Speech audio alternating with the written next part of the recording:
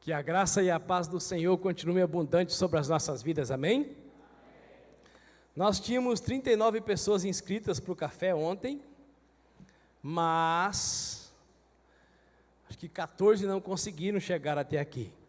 Então, 15 não conseguiram chegar. Nós tivemos 24 participantes ontem no Café com o Apóstolo, e isso significa 13 novas famílias. E alguns do Núcleo Tijuca, do Núcleo Jardim Presidente e do Núcleo Aerorancho. Eu não sei se você sabe, mas enquanto nós estamos aqui agora à noite, tem mais 4 congregações cultuando a Deus também como Comunidade Evangélica Aliança Cristã. Quem sabe disso? A maioria, alguns não é? Então louvado seja Deus, que irmãos que vinham aqui para o centro, para a SEAC Centro, agora podem congregar na SEAC lá perto da sua casa. E a vontade de Deus é que mais núcleos se abram em Campo Grande e mais pessoas venham para congregar aqui na SEAC, no centro da cidade. Posso ouvir o amém? Que no nome de Jesus a salvação continue avançando através da sua vida, através da minha vida, através das nossas vidas. E eu gostaria que você me ajudasse nessa hora, fazendo uma pergunta para quem está do seu lado. Onde você deposita sua confiança? Onde você deposita sua confiança? Por favor, feche os teus olhos. Se você puder e quiser, oremos mais uma vez. Pai, obrigado, Deus, por tudo que já usufruímos neste lugar, a partir da decisão que tomamos de vir prestar culto ao Senhor nesta casa de oração. Muito obrigado, Deus, porque o Senhor nos concede mais um dia de vida, e muito obrigado porque a Tua vida já está nas nossas vidas, e nós podemos ser provas vivas de que o Senhor está vivo, vive em nós e se manifesta através das nossas vidas.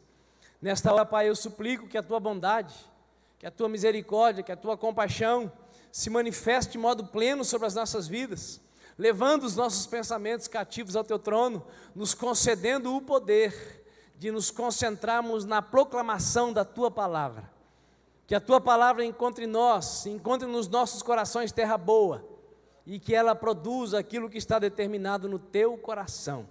Que no nome do Senhor Jesus, as nossas crianças no ministério infantil também recebam uma porção da Tua palavra que vai ajudá-las a se limpar, a se purificar, que essa palavra seja um antídoto para esses dias, onde diariamente todos nós, incluindo as crianças, somos abarrotados com uma enxurrada de informações ruins, lixos informativos.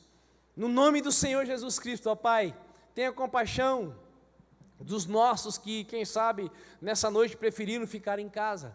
Tenha misericórdia daqueles que nesse momento estão tendo os seus corações endurecidos, a sua fé sendo mirrada, e dá aqui, usufruir da presença daqueles que estão aqui cultuando ao Senhor. Ajude esses amados e essas amadas a terem os seus corações quebrantados e os olhos dos seus corações iluminados, para prosseguirem em conhecer ao Senhor. Seja conosco, Deus, nesta hora, seja conosco, ó Pai, nos dando a graça para comunicar, nos dando a graça para apreender, para guardar no coração e colocar em prática no dia a dia.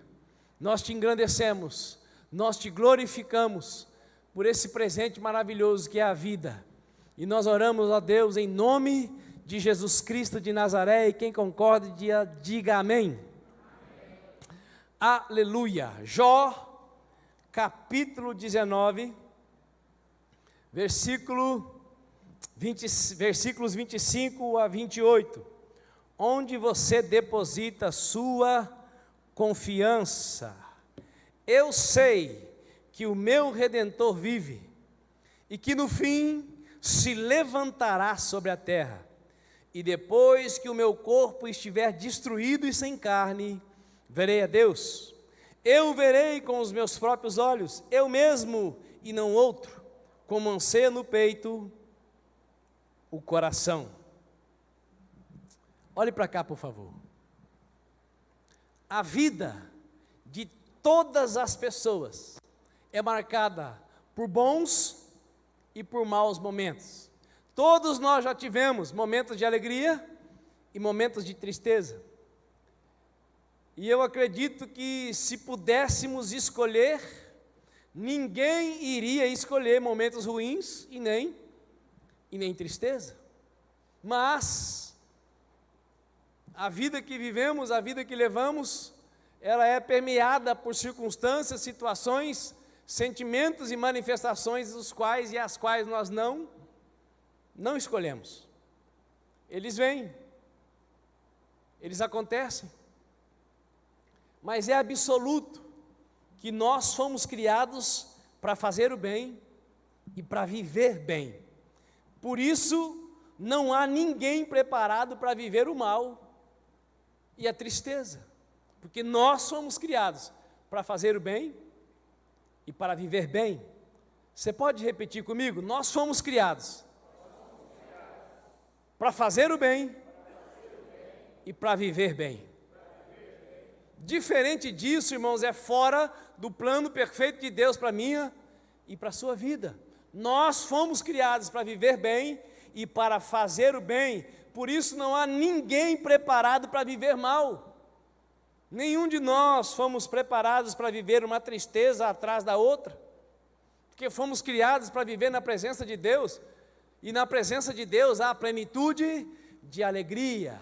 Porém, quando menos esperamos, o mal, as tristezas, as aflições, os apertos financeiros, as dificuldades, os desentendimentos interpessoais batem na nossa porta.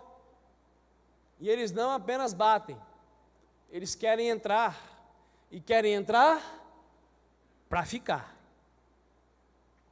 É impressionante como o mal não precisa ser plantado, não precisa ser regado, não precisa ser chamado, ele vem sozinho.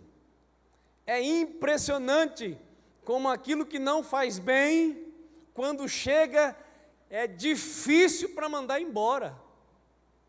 Mas o bem, esse precisa ser perseguido, esse precisa ser desejado, esse precisa ser quisto, precisa ser querido, precisa ser buscado. Quando todas as coisas estão alinhadas e saindo conforme o programado, conforme o planejado, fica fácil confiar em Deus e até mesmo nas pessoas. Quando está tudo do jeito que nós gostaríamos que estivesse, fica fácil ter um coração grato a Deus. Quando as pessoas que estão à nossa volta concordam conosco, mesmo quando nós sabemos que estamos errados, e elas dão para nós o voto, você está certo? Fica fácil amar as pessoas assim. Quantas vezes, quem sabe, você já esteve numa situação onde a maioria, com o dedo em riste, disse para você: olha, esse caminho é caminho de morte. Esse caminho que você está escolhendo não é o caminho que Deus tem, não é o que Deus quer, não é o melhor para você. E você já estava quase convencido, mas aí aparece um infeliz, que quer te fazer feliz, achando que concordando com o seu erro vai te abençoar, e diz para você: olha, esse povo não sabe o que diz, vai, Deus é contigo. Isso está comum nos nossos dias, faça o que você quiser. Aquela pessoa, naquele momento, é a melhor pessoa do mundo. Mas quando as consequências daquela decisão começam a chegar, aquela pessoa que disse vai se torna pior, e todas aquelas que eram ruins são reconhecidas como as melhores. Mas quando tudo está bem, acontecendo conforme o planejado, fica fácil confiar em Deus, fica fácil ter coração grato a Deus, e é fácil confiar até mesmo nas pessoas que nós sabemos que não são de confiança.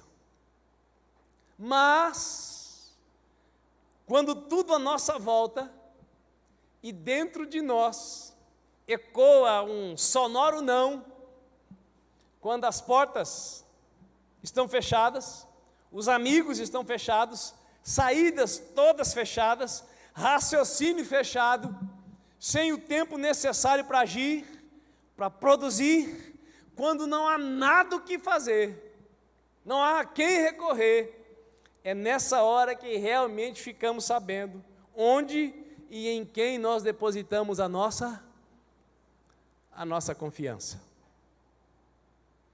A declaração de fé, de confiança, que acabamos de ler, foi proferida por um ser humano que em um só dia perdeu tudo o que possuía. Acompanhe comigo, Jó capítulo 1, versículo 13. Certo dia, quando os filhos e as filhas de Jó estavam desfrutando de um banquete, comendo e bebendo vinho na casa do irmão mais velho, um mensageiro chegou à casa de Jó, trazendo a seguinte notícia: eis que teus bois estavam lavrando a terra, e as jumentas pastavam perto deles. Então repentinamente surgiram os sabeus, e os atacaram e os levaram. Não obstante, eles ainda mataram seus servos ao fio da espada, e só eu consegui escapar para poder contar-lhe o que aconteceu. Em um único dia, Jó perdeu 1000 bois e 500 jumentos. Enquanto o mensageiro ainda estava falando, chegou outro, versículo 16, e exclamou: fogo de Deus caiu do céu, incinerou as ovelhas e os servos e os consumiu. E eu fui o único sobrevivente e vi lhe informar o que ocorreu. 7.000 ovelhas tostadas, queimadas. Versículo 17. Enquanto o mensageiro ainda explicava o ocorrido, veio outro mensageiro e disse: os caldeus dividiram-se em 3 grupos, atacaram os camelos e os levaram, e ainda mataram os teus servos ao fio da espada. Só eu escapei para trazer-te essa notícia. 3.000 camelos foram embora. Como eu disse de manhã, quero repetir: um dos deputados federais mais votados do estado de São Paulo, o Tiririca. Quem conheceu o Tiririca? Já pensou, Tiririca, deputado federal, só no Brasil? Mas o Tiririca disse que aquilo que está ruim ainda pode ficar pior. Quem já ouviu falar isso? Ele dizia que o que estava ruim podia ficar pior. E por mais absurdo que pareça, o humorista foi um deputado melhor do que a maioria daqueles preparados e bem treinados. Pelo menos não entrou no propinário, que é comum para os políticos brasileiros. E quando na vida de Jó parecia que já tinha ido tudo e não tinha como piorar,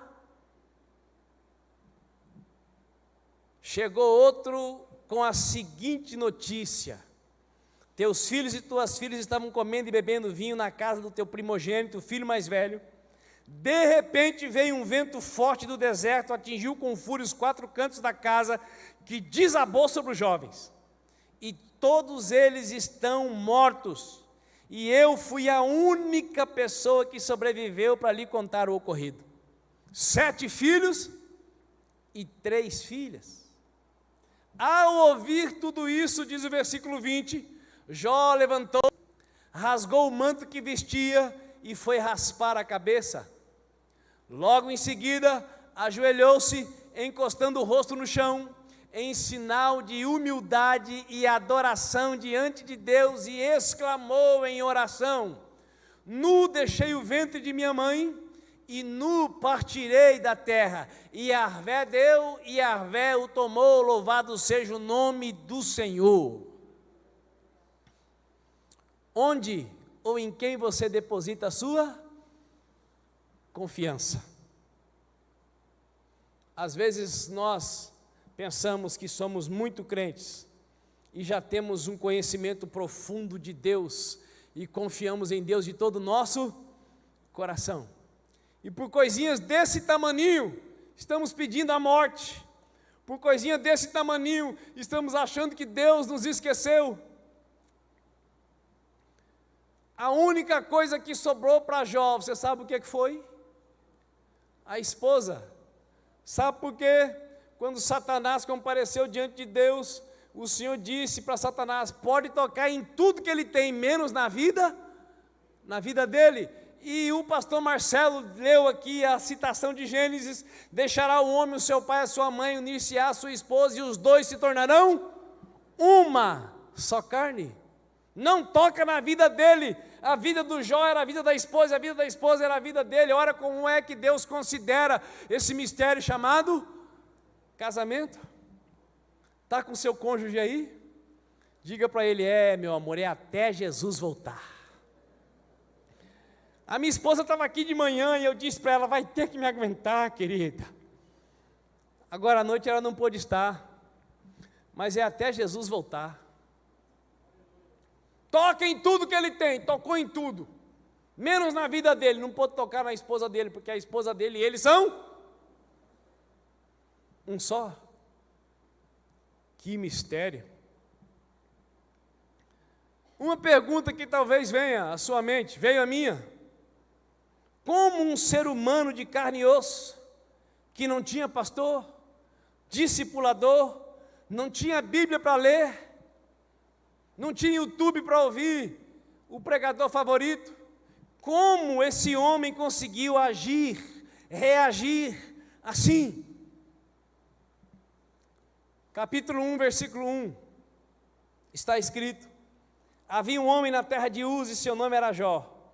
Ele era um ser humano bom, honesto e justo, amava respeitosamente a Deus e evitava praticar o mal. Teve um dia na vida do Jó que ele tomou a decisão de ser um homem bom. Ele tomou a decisão de ser honesto. Ele tomou a decisão de ser justo. Ele tomou a decisão de amar a Deus acima de todas as coisas. Teve um dia na vida do Jó que ele tomou a decisão: se eu não puder fazer o bem, eu também não vou fazer o mal para ninguém. Teve um dia na vida do Jó que ele precisou decidir que tipo de ser humano ele seria sobre a face da terra. Teve um dia na vida do Jó que ele precisou decidir se ele seria uma pessoa honesta ou se ele teria 2 pesos e 2 medidas na sua maneira de olhar, de tratar, de negociar. Jó precisou decidir se ele seria parecido com o Deus que todos falam, mas ninguém nunca viu, ou se ele seria parecido com a maioria das pessoas a quem ele via. E nós, homens, precisamos crescer em sermos honestos conosco mesmos. Nós, homens, temos uma capacidade incomum de fazer alguma coisa errada e jogar a culpa nas costas da esposa. É impressionante como nós temos essa capacidade, e ela é ratificada pela Escritura. A maldição que Deus lançou sobre a mulher foi: seu desejo será para com o seu marido e ele a dominará. A maldição sobre o homem é: do suor do seu rosto obterás o seu sustento. Mas sobre a mulher, a maldição que Deus lançou é: o seu marido pode ser um abestado, um idiota, e você pode ser uma doutora, é ele que vai dominar você. Então nós, homens, precisamos ser honestos conosco mesmo, principalmente nessa área, para quando nós fizermos alguma coisa que não é aquilo que deveria ter sido feito, não transferir a culpa para a esposa. Isso é ser honesto. Nós deveríamos ser honestos quando algo não saiu do jeito que nós queríamos e nós temos consciência que só não saiu do jeito que era para ter saído porque eu não fiz do jeito que era para ter sido feito. Porque assumir erros, assumir mancadas é sinônimo de honestidade, porque a especialidade do ser humano é transferir para os outros aquilo que ele devia ter feito ou aquilo que ele devia ter tomado cuidado e não tomou. Quem está me entendendo, dá um sinal. Jó decidiu ser honesto. Jó tomou a decisão de ser justo. Eu preguei essa mensagem, irmãos, no domingo passado, lá no Núcleo Aero Rancho. E naquele domingo estavam juntos João Lucas e Sofia. Hoje está só a Sofia aqui, o João Lucas estava em Sorocaba com o tio Lúdio, está na estrada, voltando para Campo Grande. E eu dei o seguinte exemplo lá. O João Lucas é aquele moço que já leu 5 vezes a Bíblia, com 15 anos. A Sofia está caminhando para a 2ª vez. Não é de se espantar que quem sabe um pouco mais da vontade de Deus é quem? O João Lucas ou a Sofia? O João Lucas. O João Lucas hoje não suporta os vídeos, e a Sofia gosta muito dos vídeos. Quando você fala para a Sofia, Sofia, faça tal coisa, ela, peraí, pai, eu vou fazer. E às vezes a Sofia esquece. Estou falando bobagem, Sofia? Não. Quando você pede alguma coisa para o João, nem sempre ele fala, tá bom, pai. Ele, dali a pouco ele está fazendo, e geralmente ele faz até mais do que foi pedido. A Sofia faz na medida exata.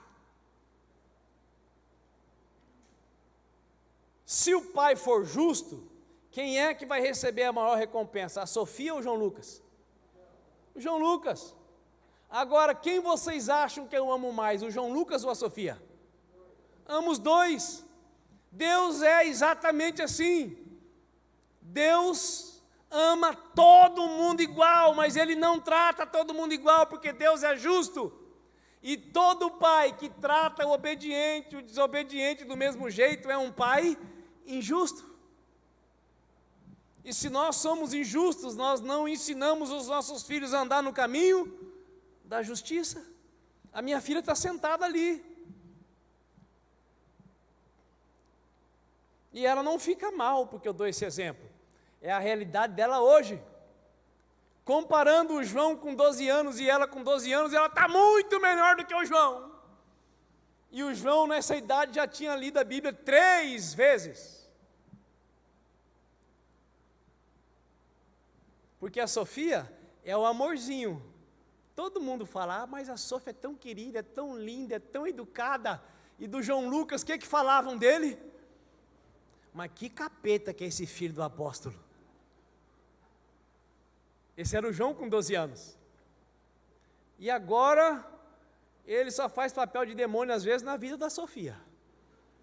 É aquele que fica cutucando e atormentando. Mas o João ficou 2 dias fora, a Sofia já falou para a mãe, mãe, como é ruim ficar sem o João aqui em casa. Não sei se você está entendendo. Se você for justo na educação dos seus filhos, se você for justo até para dar um exemplo, Deus vai poder trabalhar na vida deles. Agora, se você age com injustiça e trata de qualquer jeito pessoas que agem de maneira diferente, se você tem uma empresa e todos os funcionários ganham bônus, até aqueles que matam serviço, até aqueles que se levantam contra você, até aqueles que atrapalham os trabalhadores, você está impetrando na sua empresa injustiça. E é bem capaz que a falência vai chegar lá. Jó decidiu ser um homem justo. O filho que chega sempre depois do horário é aquele que da próxima vez deve levar um não bem redondo quando quer sair. O filho que nunca cumpre o que está combinado é aquele que, quando precisar, o pai tem que falar, não, meu filho, você não merece. Eu te amo, mas para você agora é não. Porque não é justo você ganhar um sim. Vai doer? Vai doer. Mas se você diz sempre sim, para aquele que está fazendo tudo o contrário do que você quer, o que vai acontecer com a vida desse rapaz? Com a vida dessa moça? Pode ter certeza que vai de mal a pior. Porque é só o caminho da justiça que estabelece o sucesso, é só o caminho da justiça que estabelece a bênção. Jó decidiu ser um homem justo. Ele tomou a decisão, eu vou amar respeitosamente a Deus, acima da minha esposa e acima dos meus filhos. Os filhos faziam festa, e o texto sagrado diz que eles tomavam vinho e comiam, e é muito difícil quem toma mais de 2 copos de vinho, não ficar meio alegrinho e falar muita picuinha, muita bobagem. E o texto sagrado diz que quando acabava a festa, Jó apresentava holocaustos diante de Deus, sacrifícios em remissão do pecado dos seus filhos, porque talvez eles tenham desagradado a Deus. Quem está me entendendo? Jó decidiu ser um homem justo. Onde há um homem bom, honesto e justo, geralmente as pessoas que estão à volta também vivem bem. As pessoas que estão à volta também são abençoadas. As pessoas que estão à volta saem da miséria. Se eu não puder fazer o bem, eu não vou fazer o mal. Tudo estava indo muito bem na vida de Jó e de todos os seus. O próprio Deus o admirava e o abençoava mais e mais, até que chegou o dia em que Jó foi testado. E Jó foi testado para Deus mostrar para o diabo e para quem mais quisesse ver que existem pessoas na terra que confiam verdadeiramente em Deus, que creem em Deus independente das vitórias ou das derrotas, que creem que todas as coisas cooperam para o bem daqueles que amam a Deus, e não tem como, Edinho, não citar você e sua mulher. Você não fica bravo comigo, né, meu irmão? 16 anos que o filho deles só mexe os olhos, e eles continuam cultuando a Deus. Em quem vocês confiam? É um exemplo, irmãos, não dá para deixar passar. Eu não consigo. Você imagina o seu filho perfeitíssimo até os 8 anos. Hoje a família já sabe que é uma disfunção genética que só acontece com os homens, né, dona Dinair?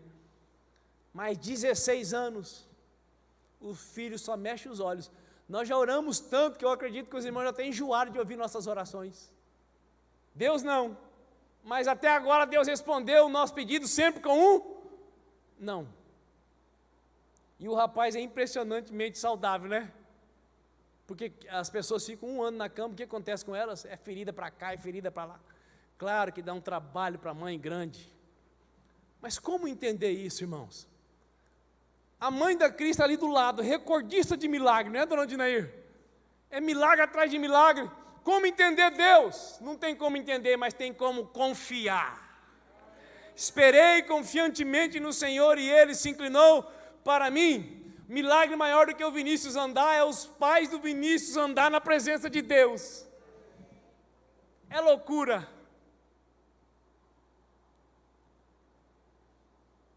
Jó foi testado, Jó foi provado e foi aprovado. Para quem quisesse ver que existem pessoas que confiam verdadeiramente em Deus, independente das vitórias ou derrotas, que creem que todas as coisas cooperam para o bem daqueles que amam a Deus e foram chamados segundo o seu propósito. Capítulo 1, versículo 6 diz: certo dia os anjos, isto é, os filhos de Deus, vieram apresentar-se perante Yahvé, o Senhor.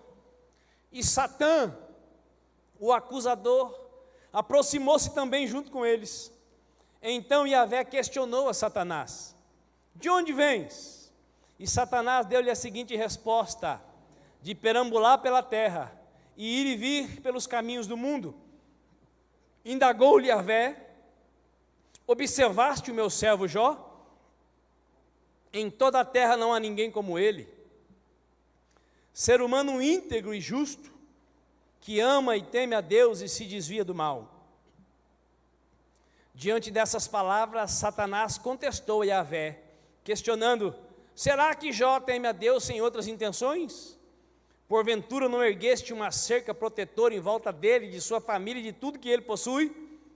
Tu pessoalmente tens abençoado todas as obras da mão desse homem, de maneira que os seus rebanhos estão espalhados por toda a terra. Entretanto, estende a tua mão e fere tudo que ele tem, e com certeza ele te amaldiçoará e blasfemará diante da tua face.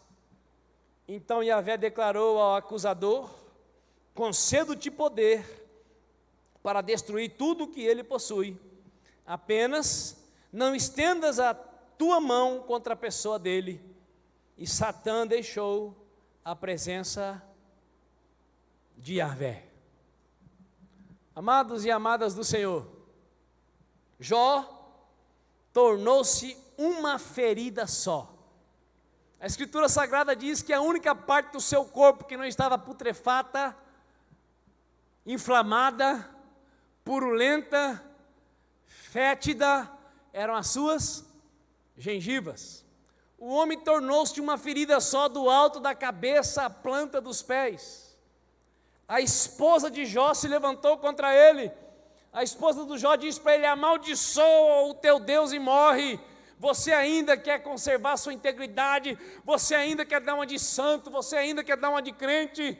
Para que serve esse Deus que você tanto adora, que você tanto se preocupa, que você tanto se cuida e cuida dos filhos para não entristecê-lo? Amaldiçoa esse Deus, ele não serve para nada. E você também não serve para nada, morra. Dá para perceber que a esposa não tinha a mesma fé que ele, né? E o que Jó diz para ela? Ô querida, você fala como uma louca. Deus deu, Deus tirou, bendito seja o nome do Senhor. A confiança da esposa do Jó estava em quem? Estava onde?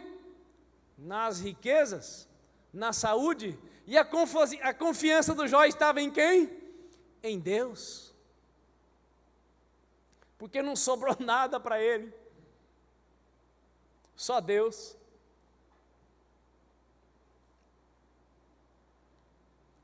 E é nesse estado, amados, nesse estado, onde os amigos o acusavam sem parar, seus empregados não mais o obedeciam, as crianças zombavam dele, e ele se tornou uma pereba só, que ele proclama: eu sei que o meu Redentor vive, e que no fim se levantará sobre a terra, e depois que meu corpo estiver destruído e sem carne, verei a Deus. Eu verei com os meus próprios olhos, eu mesmo e não outro, como anseia no peito o coração. Jó foi provado e aprovado, e por isso Deus pôde fazer com ele o que gostariam de fazer com todos que depositam nele a sua confiança. Repita comigo: Jó foi provado e aprovado, e por isso Deus pôde fazer com ele e para ele o que gostaria de fazer com todos e para todos que depositam em Deus a sua confiança. O prazer de Deus, irmãos e irmãs, é abençoar. Nunca foi e nunca será amaldiçoar. O problema é que na maioria das vezes nós pegamos o caminho da religiosidade, ao invés de pegar o caminho da intimidade. A religiosidade, ainda que seja evangélica, é uma verdadeira desgraça. Tira o ser humano de debaixo da graça. A graça de Deus me revela quem eu sou. A graça de Deus me deixa apavorado ao conhecer a mim mesmo. Mas essa mesma graça diz: não temas, eu sou contigo. Quando você se enxerga quem é, a criatura abominável que você é, e você se rende a Deus, Ele faz de você nova criatura. Ele dá para você uma nova visão de vida, uma nova capacidade de processar sentimentos e pensamentos. Mas a religiosidade, ela cega, a religiosidade, ela engessa, a religiosidade nos coloca na mão do diabo. O diabo é o pai da mentira, é o pai da troca. O diabo é aquele que está sempre olhando para a vida do outro. E todo religioso vive olhando para a vida do outro. Jó cuidava dos seus filhos e da vida dele. Daqui a pouco nós vamos ler ele falando com Deus: eu me arrependo e me abomino no pó e na cinza. Mas isso nós vamos falar numa outra mensagem. O homem a quem Deus atribuiu retidão, integridade e justiça, ao ter uma experiência com Deus, se coloca como se fosse o último dos últimos.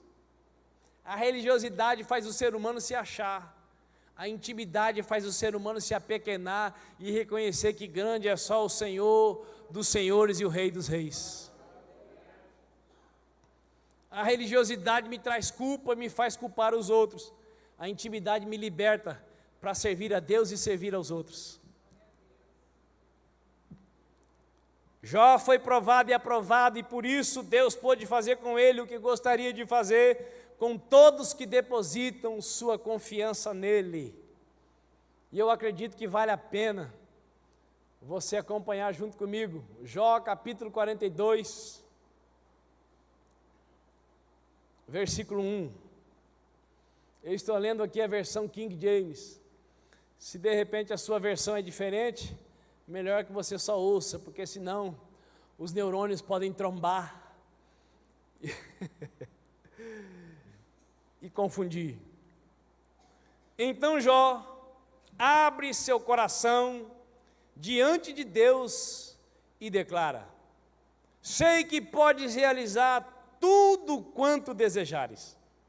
Absolutamente nenhuma das tuas ideias e vontades serão frustradas.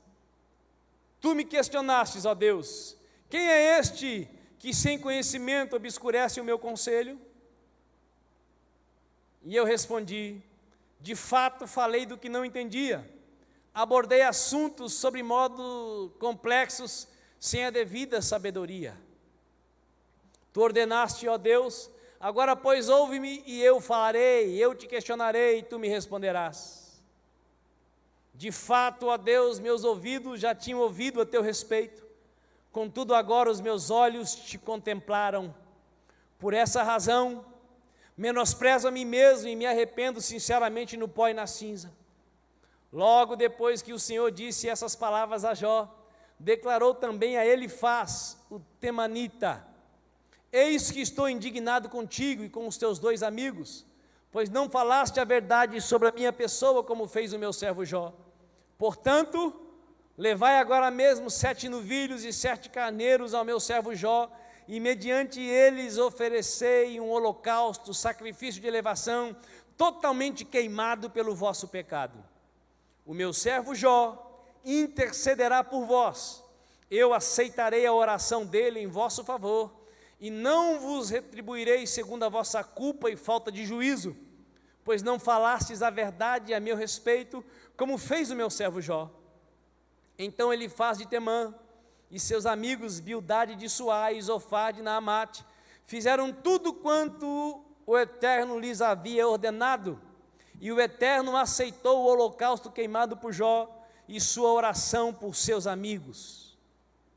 E depois que Jó intercedeu pelos seus amigos, o Senhor tornou-o novamente próspero e lhe concedeu em dobro tudo o que possuía antes. Então, todos os seus irmãos, todas as suas irmãs e todos os que antes o conheciam foram visitá-lo e comeram com ele uma refeição em sua casa.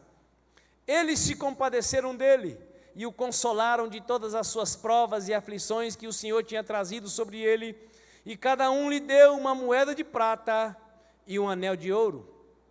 Assim, o Eterno abençoou o final da vida de Jó muito mais do que o início. Ele teve 14.000 ovelhas, 6.000 camelos, 1.000 juntas de boi, ou 2.000 bois, e 1.000 jumentos. Também lhe nasceram mais 7 filhos e 3 filhas. Jó chamou sua primeira filha de Eminá, a segunda de Quetsiá e a terceira de Queren-Rapu. E em toda aquela terra não se encontraram jovens mais bonitas que as filhas de Jó, e seu pai repartiu generosa herança entre elas e seus irmãos. Depois de todos esses eventos, Jó ainda viveu 140 anos, e viu seus filhos e os descendentes deles até a 4ª geração. Então morreu Jó, realizado, e em idade muito avançada. Me ajude, pergunte para o seu vizinho: Onde você deposita sua confiança? Para a esposa do Jó, para os amigos do Jó, para os empregados do Jó, tudo tinha acabado para ele. Só sobrou uma pessoa para Jó, quem? Deus.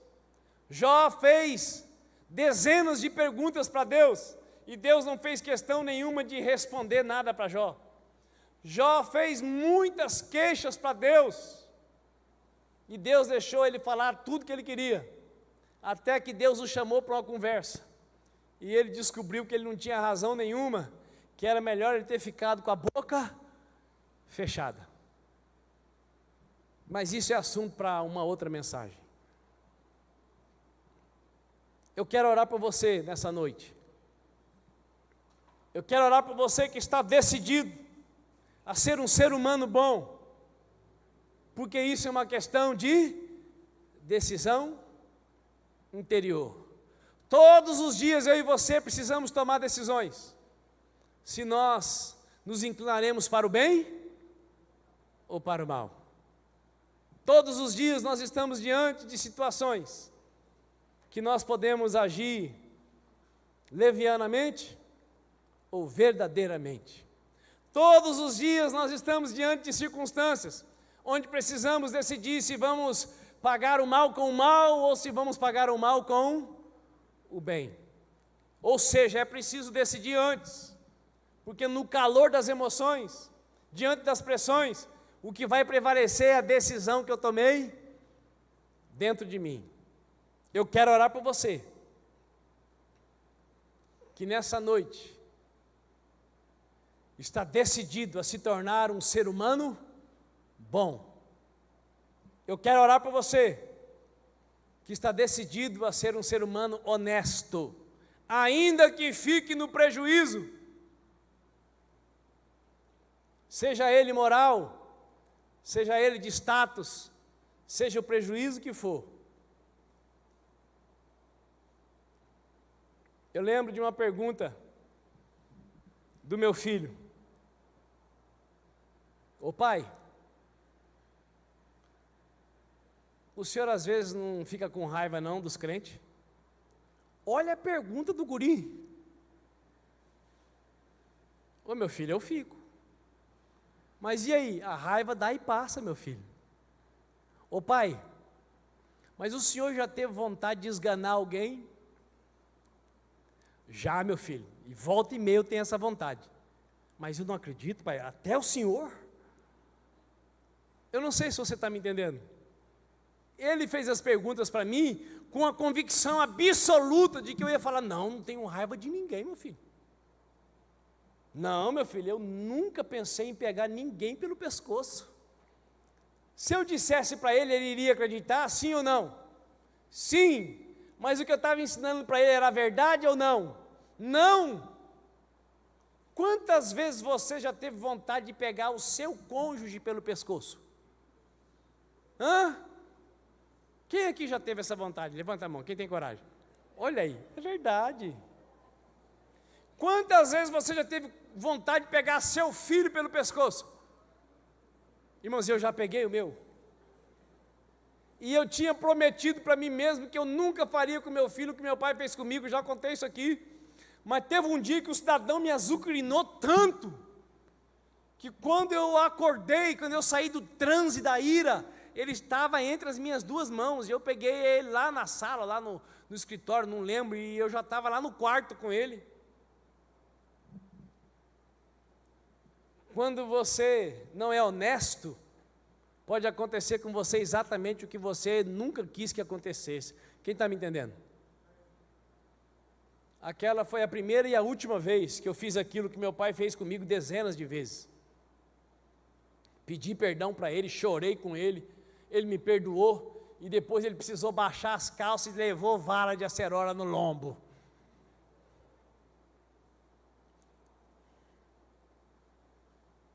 Eu quero orar por você que está decidido a ser um ser humano honesto. Eu quero orar por você que está decidido a ser um ser humano justo, a agir com justiça, ainda que isso possa entristecer uma princesa de 12 anos, olha lá, maravilhosa. Maravilhosa Sophie. Eu canto sempre essa música para ela. Mas lá na nossa casa é assim, irmãos. Não tem meio termo, não. É sim, sim, não, não. A Bíblia diz que o que passa disso vem de quem? Vem do cão. E eu não quero ter nada com o cão, e você? Porque o ministério do cão é matar, roubar e destruir. A verdade pode até doer, mas ela cura, ela liberta. Eu quero orar por você que está decidido a ser justo, a amar e respeitar a Deus acima de todas as coisas. Jó amava a Deus acima das riquezas. Jó amava a Deus acima dos seus filhos. Jó amava a Deus acima da sua esposa. Mulher, você tem razão, hein? O que adianta? Não, você fala como uma louca. Fecha a sua boca. A Bíblia não diz que Jó arrumou outra. Então Deus abençoou a mulher do Jó, ela teve mais 10 filhos. E ela foi abençoada por causa de quem? Do cidadão que tomou a decisão. Ele tomou uma decisão. Nós precisamos tomar uma decisão. Como disse o pastor Marcelo aqui, rogo-vos, pois irmãos, pelas misericórdias de Deus, que apresenteis os vossos corpos como sacrifício vivo, santo e agradável a Deus, que é o vosso culto racional, e não vos conformeis com este mundo, mas transformai-vos pela renovação da vossa mente. É preciso tomar uma decisão. E eu quero orar por você que está decidido a viver como Jó viveu, desviando do mal. Se eu não puder fazer o bem, o mal eu também não vou fazer. Fique de pé, por favor. Você que nessa noite está decidido a fazer esse pacto com Deus. E eu quero lembrar que Jó não tinha pastor, Jó não tinha discipulador, Jó não tinha Espírito Santo, Jó não tinha Bíblia, e nós temos tudo isso. Mas ainda que tenhamos tudo isso, nós precisamos tomar uma decisão. Você que está decidido a ser um ser humano bom, a ser honesto, a ser justo, a respeitar e amar a Deus acima de todas as coisas. E se eu não puder fazer o bem, o mal eu não vou fazer. Eu quero orar por você. E eu quero que você saia do seu lugar e venha aqui à frente, se você reconhece que precisa dessa oração, se você quer essa oração, se você quer se tornar essa pessoa. Saia do seu lugar em nome de Jesus.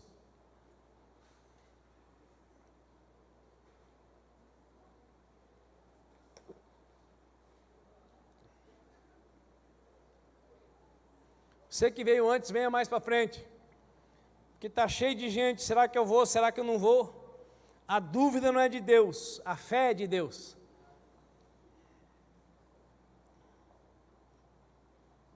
Louvado seja o Deus Todo-Poderoso, o nosso Pai Celestial. Porque Ele é bom e a sua misericórdia dura para sempre. E a vontade de Deus é fazer de nós homens e mulheres segundo o seu coração. Deus não vai autorizar o Satã a nos colocar na prova como colocou Jó.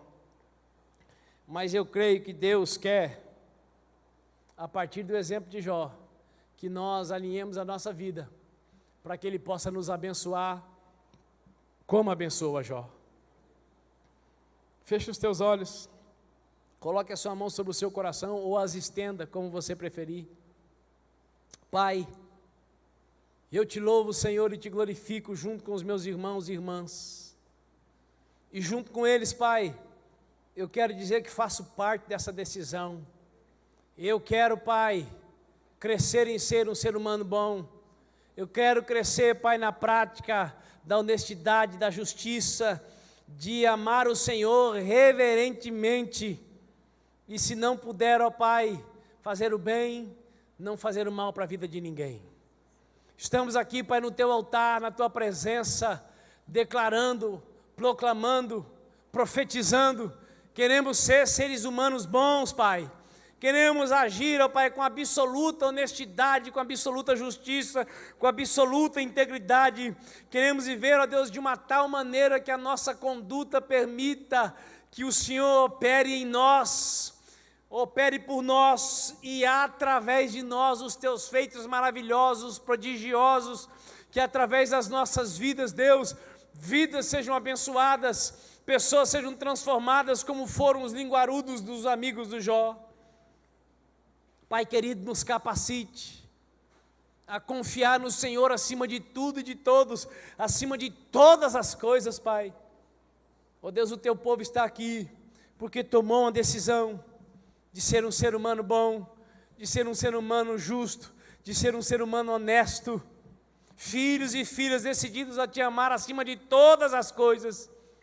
Então, meu Pai, no dia a dia, que o teu Espírito Santo lateje dentro da nossa alma, comunicando ao nosso espírito, para que nós, ó Pai, venhamos dar ao Senhor o melhor de nós, venhamos nos preocupar em te agradar acima de tudo e de todos, até mesmo de nós mesmos. Deus Todo-Poderoso, que essa decisão nos conduza aos mananciais de águas vivas, que essa decisão nos conduza a acréscimo de vida com saúde, como foi para Jó, que essa decisão nos conduza, Pai, a uma intimidade tão profunda com o Senhor, de modo que o Senhor possa dizer de cada um de nós: olha lá o meu filho, olha lá a minha filha, pessoa íntegra, pessoa honesta, pessoa justa, que me teme, que me ama e por isso se desvia de toda a espécie de males. Poderoso Deus, nós te amamos, nós te adoramos, nós te exaltamos, porque o Senhor é bom, tua misericórdia dura para sempre, nesta manhã já se renovou sobre as nossas vidas. E eu suplico, Pai, derrama um bálsamo agora sobre filhos do Senhor que, quem sabe, nessa noite estão com alguma ferida, com algum tumor, com alguma doença, ou quem sabe até uma enfermidade.